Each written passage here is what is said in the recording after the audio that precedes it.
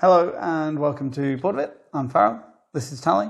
We are Bored of It and welcome to our review of Sniper Elite, the board game.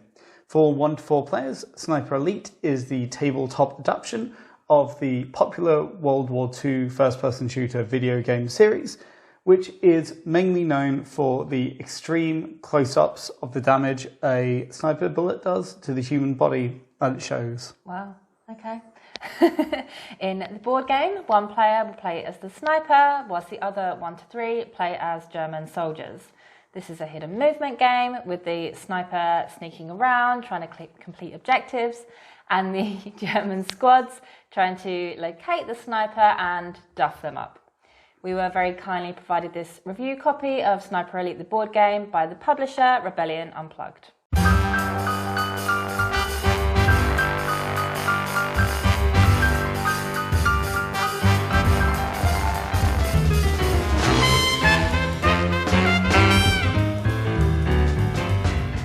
First thing you do is decide which map you're going to play on and who will be the sniper.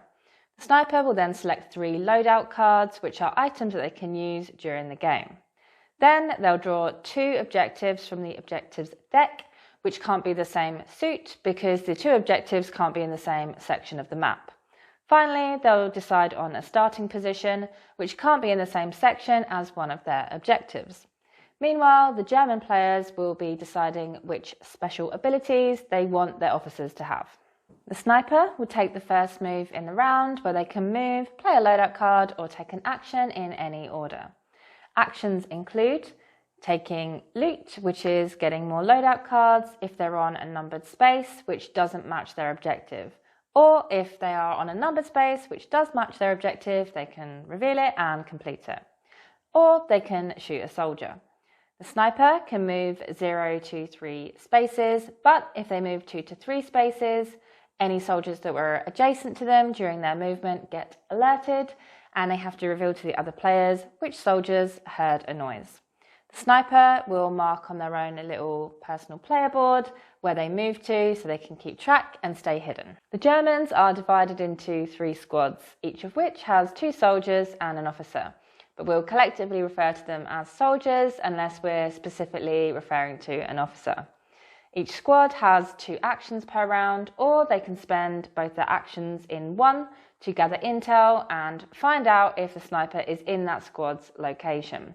Mostly though, the soldiers will be moving around the map, sweeping the surrounding areas, trying to locate the sniper, or if they think they know where he is, then attacking him.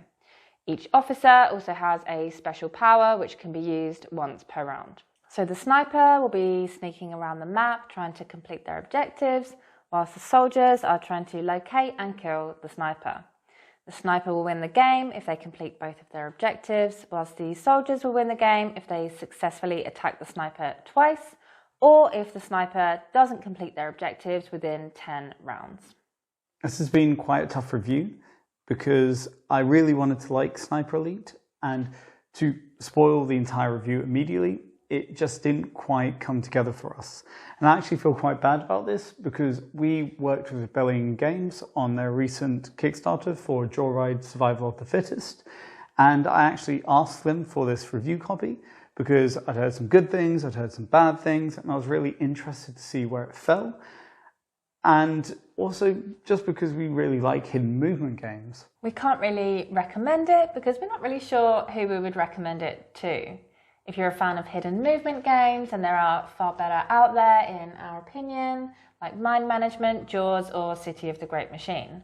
If you were interested in it because you're a fan of the video game series, we're just not sure how well it translates from the video game to the board game.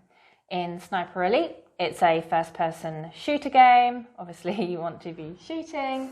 But in the board game, you're actually far better off if you don't shoot anyone if you don't have to.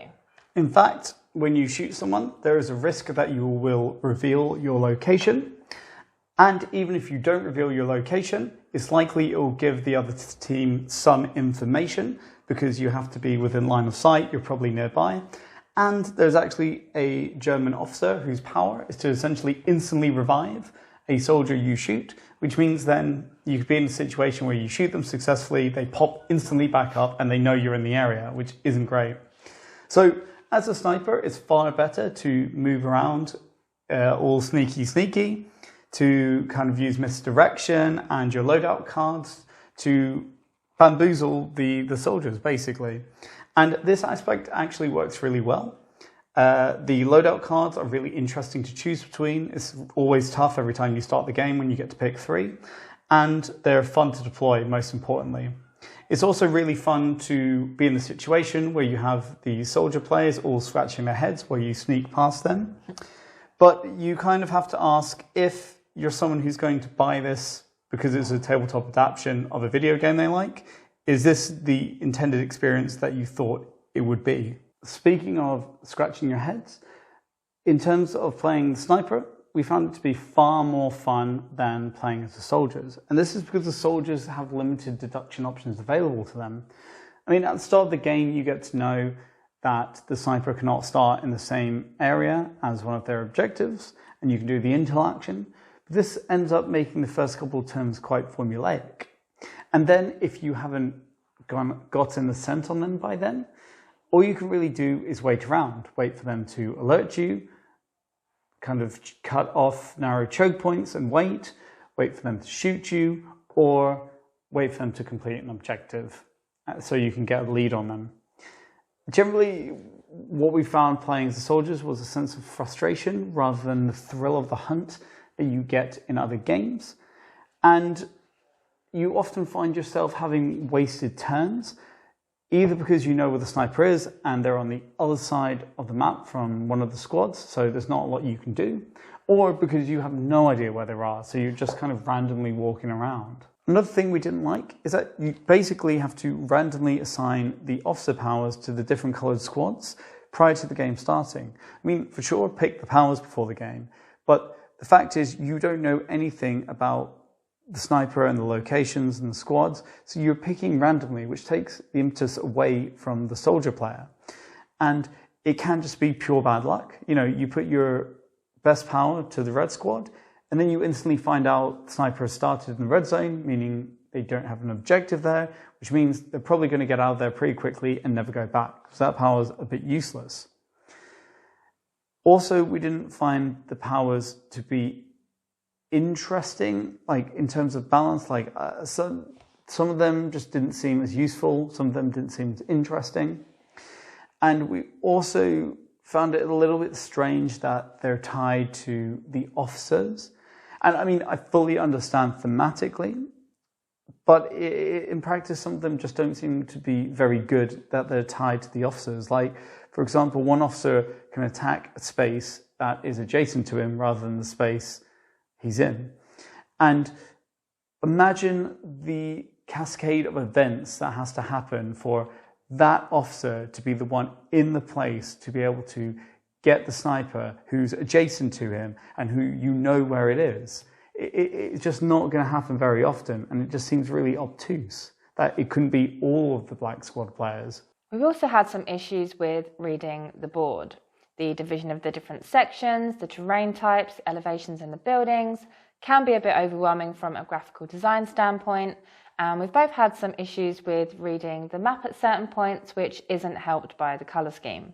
It's nowhere near as clean and readable as it could be, and the weird higgledy-piggledy grid system has caused some issues with movement during our game. In general, it just felt like there was some crucial element missing to pull it together, to give it that shine, to make it stand out.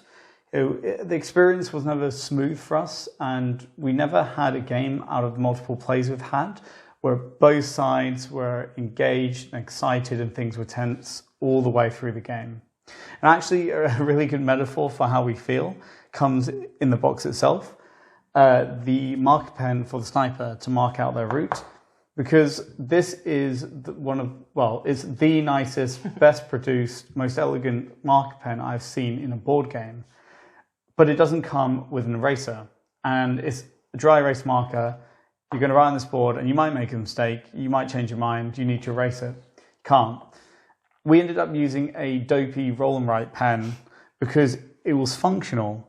And this is a really well produced game. It looks great, but it's just missing that thing that makes it useful, or in this case, that you want to play it over anything else that's out there.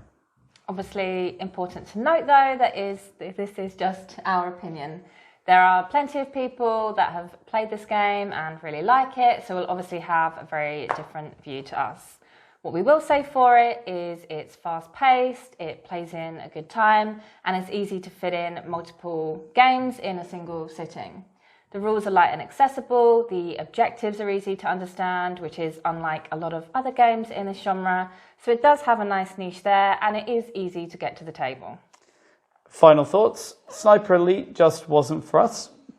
It just didn't come quite together in a way we like. There wasn't enough deduction, it felt, as the soldiers. And we only really had fun as playing as one side, the sniper. And this was because a lot of the mechanisms when it comes to the soldiers just didn't really feel satisfying or engaging to us. Other people might be disappointed by the amount of shooting that's involved, given the series that this game is based on. And for our part, we'd just rather be playing other hidden movement games that we've already experienced. Worth noting though, that Sniper Elite has been generally divisive, so definitely worth considering some of the more positive reviews if you're just looking for a lighter, snappier hidden movement game. Thanks for watching this review. We'd really appreciate it if you give us a thumbs up if you found it helpful. Subscribe to our channel if you're not already. And feel free to ask us something in the comments if you have any questions. We're off to give them treats now. Bye-bye. Bye-bye.